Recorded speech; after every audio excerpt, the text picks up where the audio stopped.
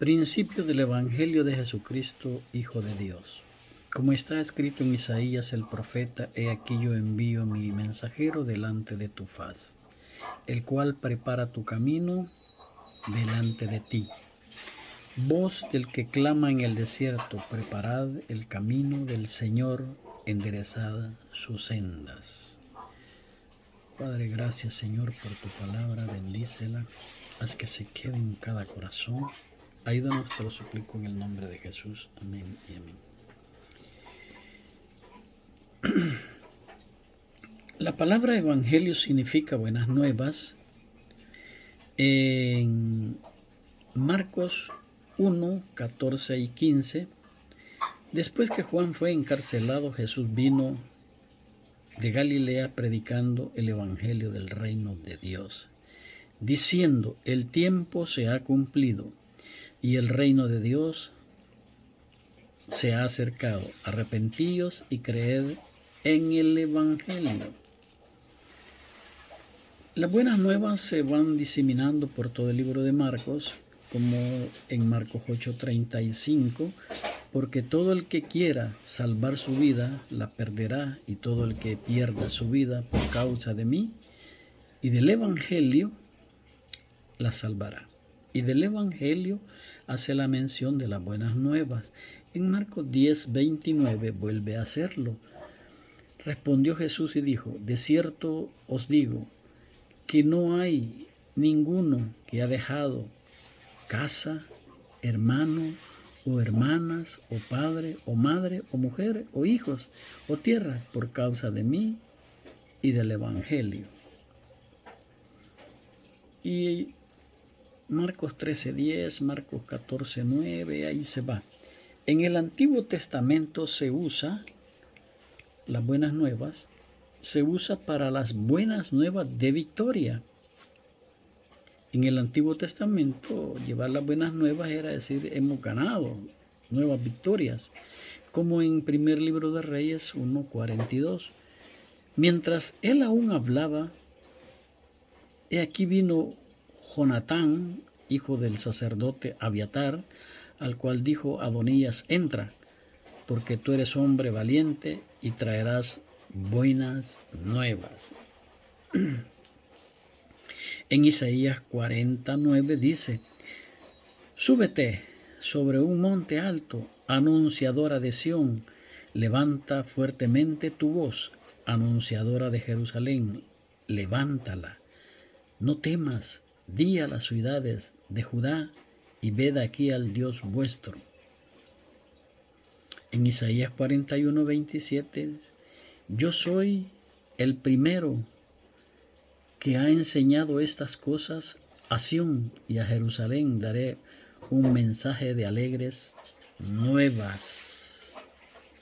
En Isaías 52:7, cuán hermosos son los montes, sobre los montes los pies del que traen alegres nuevas, del que anuncia la paz, del que trae nuevas del bien, del que publica salvación, del que dice a Sión: tu Dios reina. Y Isaías 61:1, y el Espíritu de Jehová el Señor está sobre mí, porque me ungió Jehová, me ha enviado a predicar buenas nuevas a los abatidos, a vendar los quebrantados de corazón, a publicar libertad a los cautivos y a los presos aperturas de la cárcel. Y en el Nuevo Testamento designa el mensaje de Jesucristo, el Hijo de Dios, quien murió por los pecados del mundo. Bajo las Escrituras en 1 Corintios 15, del 1 al 8. Además os declaro, hermanos, el evangelio que os he predicado, el cual también recibisteis, en el cual también perseveráis. En Gálatas 1:6. Estoy maravillado que tan pronto hoy hayas alejado del que os llamó por la gracia de Cristo para seguir un evangelio diferente. No habían agarrado las cuestiones del evangelio. Marcos procede a darnos las credenciales personales de Jesucristo, el siervo de Dios. Y su anuncio comienza desde Marcos 1 hasta el 8. Principio del Evangelio de Jesucristo, Hijo de Dios, como está escrito en Isaías el profeta. Marcos declara el principio que Jesús, desde el principio, que Jesús es el Hijo de Dios. Y repite este testimonio a través de todo el libro. Podemos verlo en Marcos 1:11 diciendo, y vino una voz de los cielos que decía, tú eres mi Hijo amado, en ti tengo complacencia. Luego vamos a Marcos 3:11, y los espíritus inmundos al verle se postraban delante de él y daban voces diciendo, tú eres el Hijo de Dios. En Marcos 5:7, y clamando a gran voz dijo, ¿qué tienes conmigo, Jesús, Hijo de Dios Altísimo? Te conjuro por Dios que no me atormentes. Marcos 9:7, entonces vino una nube que los hizo sombra, y desde la nube una voz que decía, este es mi Hijo amado, a él oíd. Marcos 12:6, por último, teniendo a un hijo suyo amado, lo envió también a ellos diciendo, ¿tendrán respeto a mi hijo? Era las buenas nuevas el hijo. En el 13:32 dice, pero de aquel día y de la hora nadie sabe, ni aun los ángeles que están en el cielo, sino el Padre.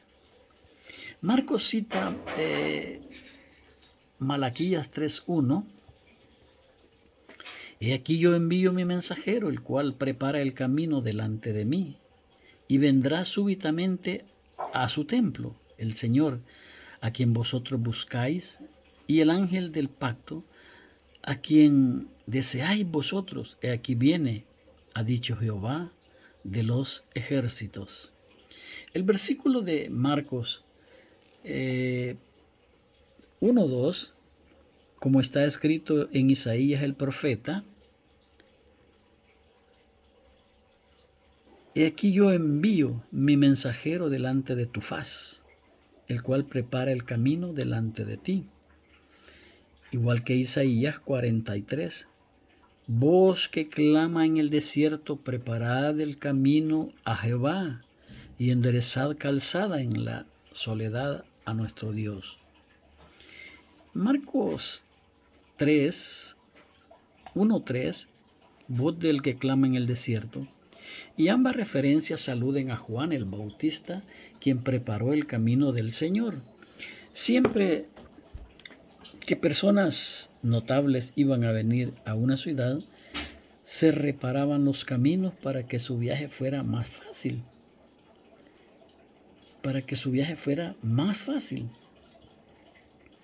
El pueblo de Israel estaba en ese tiempo en un desierto espiritual, y Juan tenía que alistarlos para la llegada del Hijo de Dios, que estaba ya en camino. El siervo de Lucas 1:13, pero el ángel le dijo a Zacarías, no temas porque tu oración ha sido oída, y tu mujer, Elizabeth, te dará a luz un hijo y llamará su nombre Juan. Bendito el Señor Dios de Israel, que ha visitado y redimido a su pueblo, dice Lucas 1:67. Querían sacarlos de su esclavitud espiritual. ¿Por qué decimos esclavitud espiritual? Si usted analiza todas las sanidades, todos los milagros que Jesús hizo, por ejemplo, la del Gadareno, un endemoniado, Por ejemplo, del muchacho que el padre lo llevó y le dijo que caía en el fuego cada vez que el enemigo o el mal espíritu lo prendía y lo revolcaba y lo tiraba en fuego y a veces en el agua. Estaban presos. Por eso dice que vino a libertar a los cautivos de Satanás. Venía para sacarlos de su esclavitud espiritual. Habían dejado al Dios Espíritu, pero habían albergado la falsa mentira de Satanás, la falsedad y la mentira de Satanás. Y Satanás solo vino para matar y destruir. Y los estaba matando y destruyendo, pero ellos no entendían. Entonces, quería sacarlos de su esclavitud espiritual en un segundo éxodo. Los sacó de la esclavitud allá en Egipto, esclavitud humana por los hombres, eran esclavos de los hombres. Ahora eran esclavos de Satanás y él venía a hacer su segundo éxodo para sacarlos, que les traería salvación y vida eterna. El ministerio de Juan fue eficaz y el pueblo respondió con entusiasmo.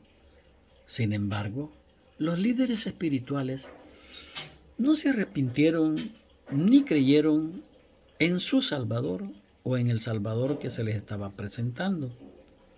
Y con el correr del tiempo, permitieron que mataran a Juan, aunque sabían de que Juan era un profeta enviado de Dios.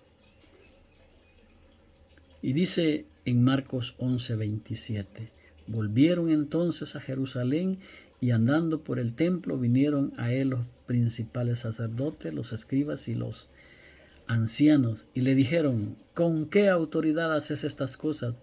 ¿Y quién te dio autoridad para hacer estas cosas? Jesús respondiendo les dijo, os haré yo también una pregunta, y respondedme, y os diré con qué autoridad hago estas cosas. ¿El bautismo de Juan era del cielo o de los hombres? Respondedme. Entonces ellos discutían entre sí, diciendo, si decimos del cielo, dirá, ¿por qué pues no lo recibí, no le creísteis? Y si decimos de los hombres, pero temían al pueblo, pues todos tenían a Juan como un verdadero profeta. Así que respondiendo dijeron a Jesús, no sabemos. Entonces respondiendo Jesús les dijo, tampoco yo os digo con qué autoridad hago estas cosas.